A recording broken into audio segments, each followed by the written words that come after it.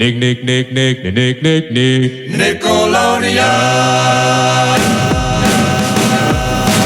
From Nickelodeon Studios in Burbank, California, this is the Nickelodeon Animation Podcast.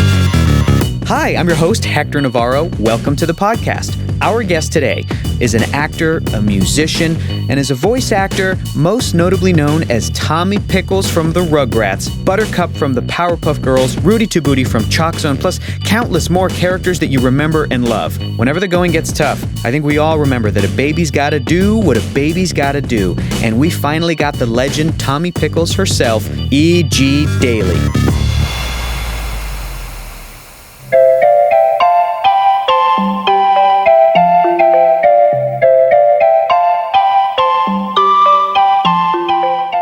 You stay in and watch movies, or you just? I literally stayed home the whole day yesterday and just did work from home because I did a bunch of MP3s, but I was like couldn't get myself to want to go out. It was just like I was just running around the house from like one part of the house to the next, going, "Wow, look at all that rain! Yeah. Wow, that's really cool." E.G., thanks so much for coming in today. This is fantastic. Oh my God, thanks for having me. It's awesome. How did you get the job of voicing Tommy Pickles? Let's go way back. Let's do it. I actually wasn't even doing voiceover. I was just doing music and acting. And I was doing a play called Tansy where I played a female wrestler. And each round of the play, I was a different age. Cool. So like first round, I was a baby, like I was a little baby. And then I turned into a 5-year, like, into a 5-year-old and then a 10-year-old and then 16. And so I didn't really think much about it. I was just happy to do this play because I got to be singing. And then somebody saw me and handed me their card and said, you're really good with your voice and you do kids' voices really well. And I didn't really think anything about it. I just thought, I was like, oh, whatever. And he said, you should come into the office and you should check this out. So I went on one audition for him, which was one radio commercial, I think, for like a Corey Hart, the new album on EMI. One of those, which I booked, and I was like, I booked it? Like, I couldn't believe it. Because to me, it was so easy, I didn't even think about it. And the very next audition was for something where they were replacing someone, a boy. And they said, go in on this audition. And I was like, oh, no, I can't. I'm having my carpets replaced in my condo. I can't. And then my agent that I found at that play was like, no, you should probably try to go. Just go on this. It's, And I was like, no, I'll get you on the next one, because it was my first 2 things I'd been out for. Sure. And then he said, no, I really want you to go. So I thought, okay, shoot. I told the people working on my condo, I was like, I'll be right back. I'll be back in 15 minutes. Okay. It's a lie. But I said, I'll be back in 15 minutes. I'm just going outside. Yeah. Really, I just ran to the studio, started reading for this little, they showed me a little claymation of this character. Yeah. And I remember thinking, and everybody was out at the booth watching me, and I was the first person to read, and I was glad because I knew I had to run out. And they said, we're just, we want to find the right voice. And I remember thinking, I had been doing this voice since I was a little girl. Yeah. Always, this one little voice. And so it was very developed. And I was like, that character looks like that voice I've been doing my whole life, which was, oh, well, baby's got to do what a baby's got to do. And he had some big floppy lips. And I thought, that just looks like that kid I've been doing my whole life. And so I did it. And then the next thing you know, I booked it. And that was Tommy Pickles. It was my second audition I'd ever been on in my life. That is incredible. Yeah. That seems like fate. That seems like... It was very fate. Especially because I was just kind of pushing it away a lot. I was just kind of like, no, I'm busy. No. But the universe just kept saying, no, you're going to do this thing. And then 14 years later, it was like Emmys and stars on the Walk of Fame and feature films. So it really changed my life. I want to go back. I want to ask you, E.G., you mentioned that the voice for Tommy Pickles was something that you had been doing since you were a kid. Yeah. Where did that voice come from? I had my best friend, Michelle, and she and I were in elementary school together. And we both did baby voices, and we would just we would hold pinkies like that, and we would walk around the playground, and I'd be like, I would like some water. I would like a tissue from over there. And I would we would just walk around and do voices together. It was, again, one of those innate things that, notice those things you do that are random, because those might be your moneymakers, or those might be your goose that laid the golden egg. I didn't really work at being a voice actor. I was an actor, so I knew how to act, and I was a singer, so I knew how to kind of contort my voice a bit. But I didn't know how to do cartoons, and I certainly didn't grow up thinking, when I grow up, I'm going to be a famous cartoon. It was nothing like that.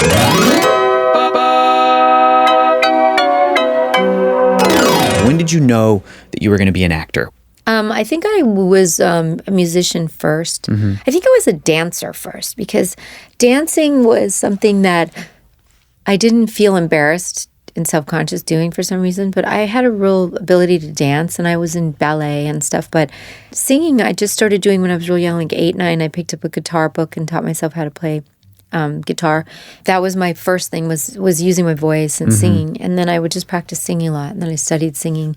So I think the voice was something that was a pivotal thing. Like I just knew that there was something about the voice. And, which I love because the voice is the way you communicate. It's the voice you express yourself. It's the, it's how you, it's the voice I use for my characters. It's the voice I use to act. The voice is very powerful. Absolutely. And I also think that you can hear a lot about the energy of a person in the voice. Like you can hear, like I can usually pick a guy that I want to date by their voice because it's like, oh no, I can't date that guy. We're gonna be that. It's like certain things like throw me, but but you can also hear like the whole soul of a person in their voice. So I think it's always been something really key for me. That's beautiful. Yeah, and then all of a sudden, as you get older, it's like all of a sudden I become this voice person, and I become someone who, I speak a lot on different things, and that's important to me. And then I end up getting on The Voice. Yeah. Later in my life. Yeah, that was crazy. What was that like?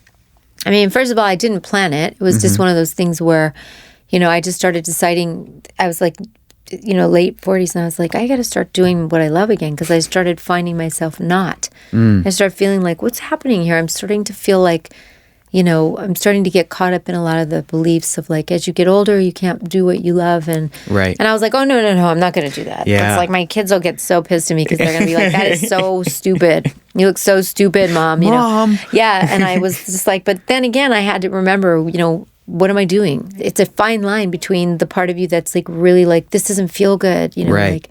And the part of you that's like, this is scary and I need to push through this.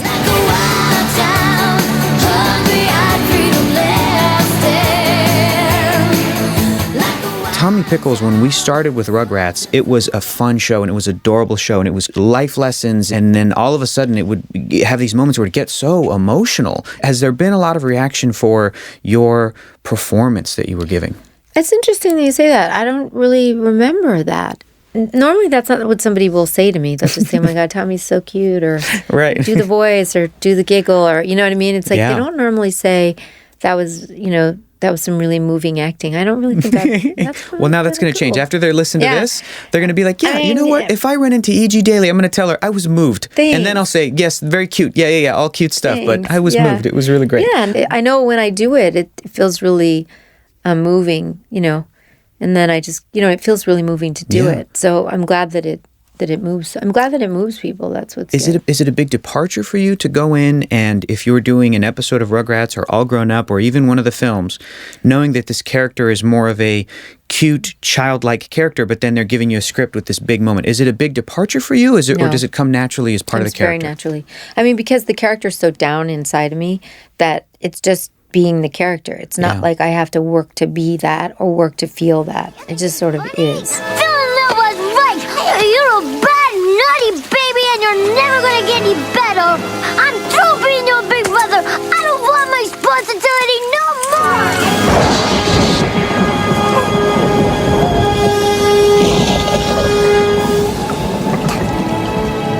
I'm sorry, Dio.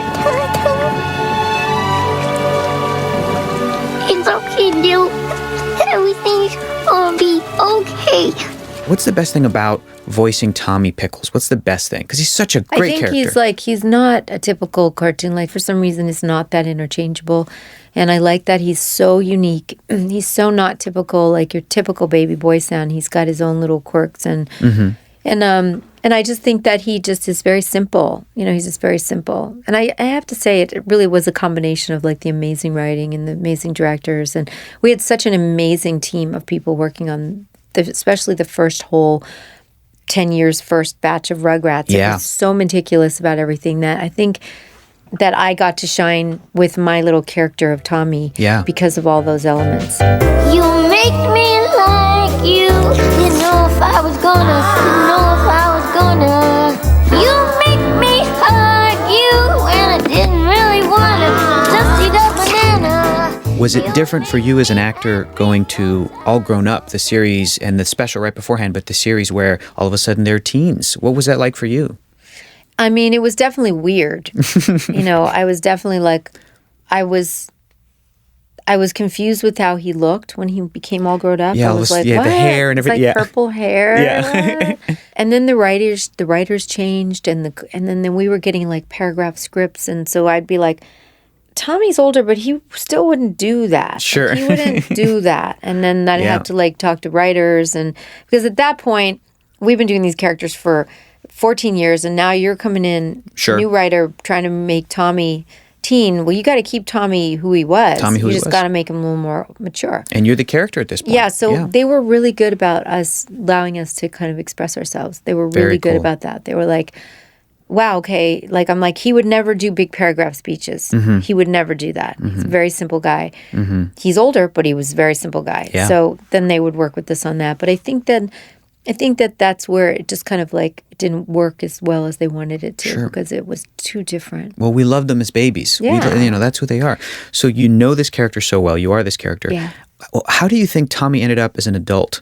I think he's a really chill little guy, and I think he's really smart. He's not like me, because I'm super ADD. I don't think he's ADD. I think he's super focused. Cool. And I think he would be at a job where he would kind of be managing things. Yeah. That makes a lot of sense. Nothing Hollywood, nothing in the Hollywood entertainment business at all, I think. He would just be pretty chill. That sounds like a nice, happy ending. That's good. Right? Great. Yeah. All grown up, I really want to shout it out. All grown up, I want the world to know. When you voice Buttercup from the Powerpuff Girls, did that relieve any stress for you to play that tough? Kind of, yeah. Buttercup just kind of like blasts it out, you know. And I might be a little more careful of your feelings, but Buttercup doesn't really care. So she just blasts stuff out, which is what I love about that character. Absolutely. Which is what I love about that it lives in me too. Yeah. That part of me lives in me, but yeah. You got to have that aspect of your personality. Yeah.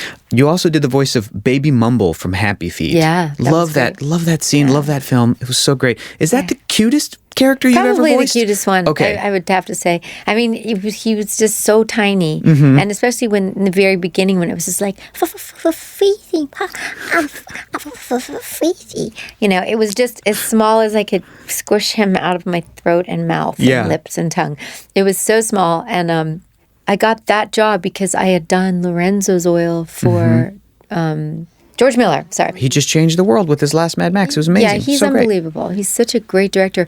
But they hired me first to do Lorenzo's Oil, which was the Nick Nolte, Susan Sarandon movie, where I redid the boy's voice. So I got to work with him on that, which was really an experience, because I'd be like in the studio and I would be lying. I think there were times where I digitally phone patched to him, and he would be on this giant screen from Australia. And then there were times where he was in town where they would lie me on the floor, and then they would take like a boom mic and put it over my face, and then George would be like pumping my stomach with his hand. So he would be on me like as if he was doing CPR. Wow. And I would just be like, because it was like this boy was like retching in pain and stuff. And so, or he'd be like squishing he'd be sitting and I'd be standing in front of him like a kid, and he'd be like squishing my rib cage so that he would get certain involuntary sounds out of my mouth, like convulsive sounds. Sure. And then I get a call from him for Babe, Babe 2, Babe Pig in the City, which I ended up doing Babe for. So then I worked with them on that, which was great. And then they called me in on, so it was beautiful because I didn't have to read for any of those, and they just called me in, and I did a Happy Feet 1 and then Happy Feet 2.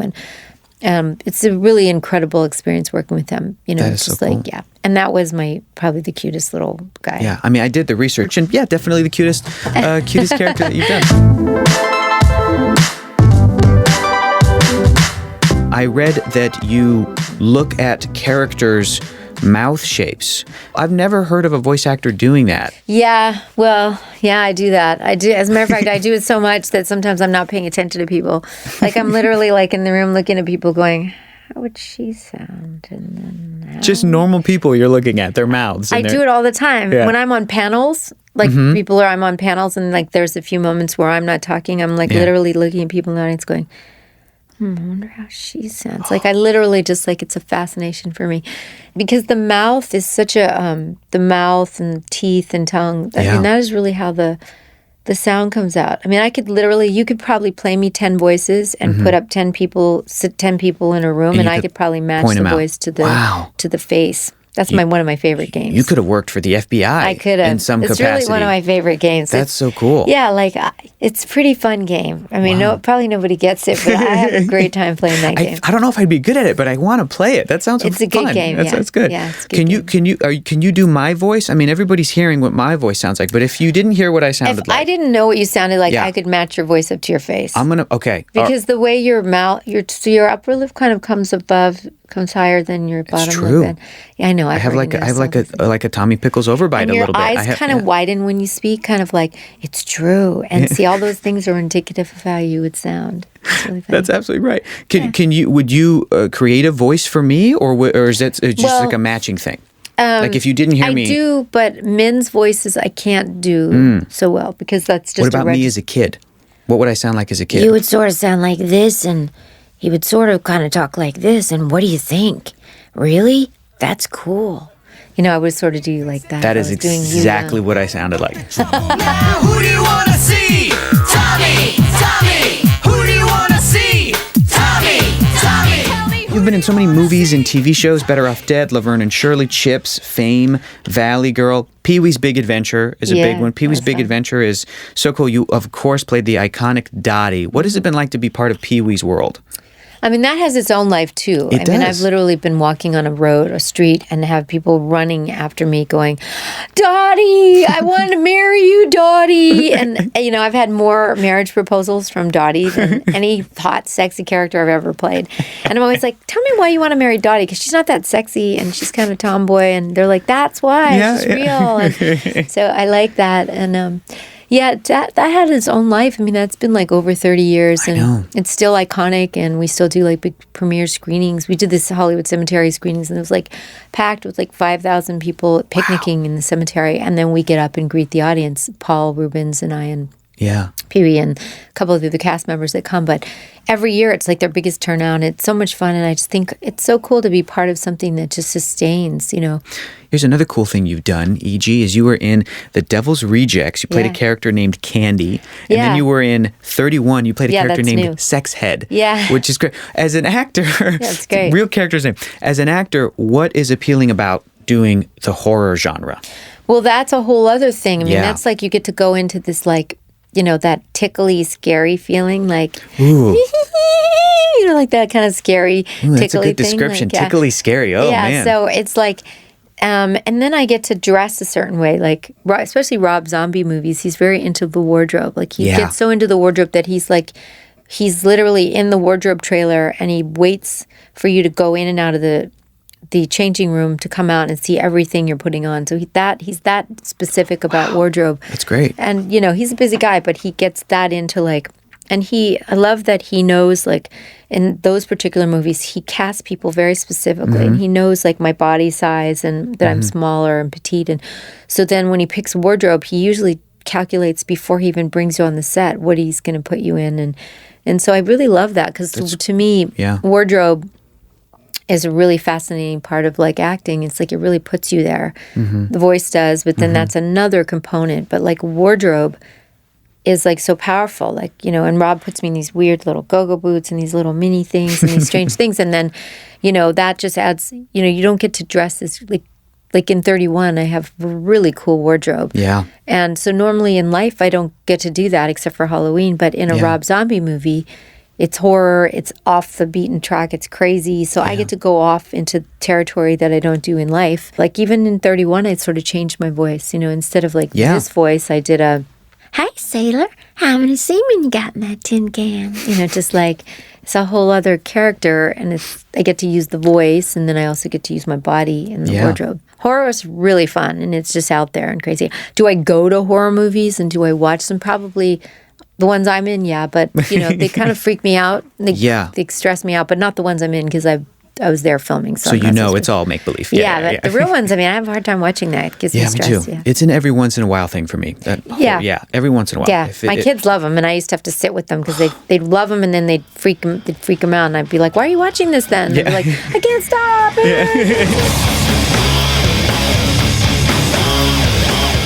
E.G., do you have any dream projects that you haven't had a chance to work on yet? I think I would like to try to do like a really funny character on a sitcom, like just Cool. do something like either recurring or something. I just think that would be really fun. I do think I have in me the part of me that is fascinated with things and people and communicating. So there is like a talk show host part of me. Totally. That is interested in, like, I'm just really interested in people, and I'm interested in people's journeys, and I'm really interested in people's feelings. Yeah. So there is a part of me that has that in me, like somewhere like talk show. And I've always loved like Oprah because Oprah's just so fun, and she cares, you know, so I like that whole, so there's something about that. And then there is just, I kind of would like to host one of the award shows, like the Academy Awards or the Grammys. Wow. I just think I could do that. It would be pretty be a fun. blast. And do like the big opening music number. I just think things like that are just so random. Yeah. You know, as far as other things, just to continue to do, like break out different kind of roles, and probably like to do another Tim Burton movie. Probably like to do another, you know, I'd like to do a Baz Luhrmann musical. Yeah. I think he's an amazing director. I think he's an underrated, amazing director. So there's a lot. I mean, there's a lot of different kinds of things. I like characters.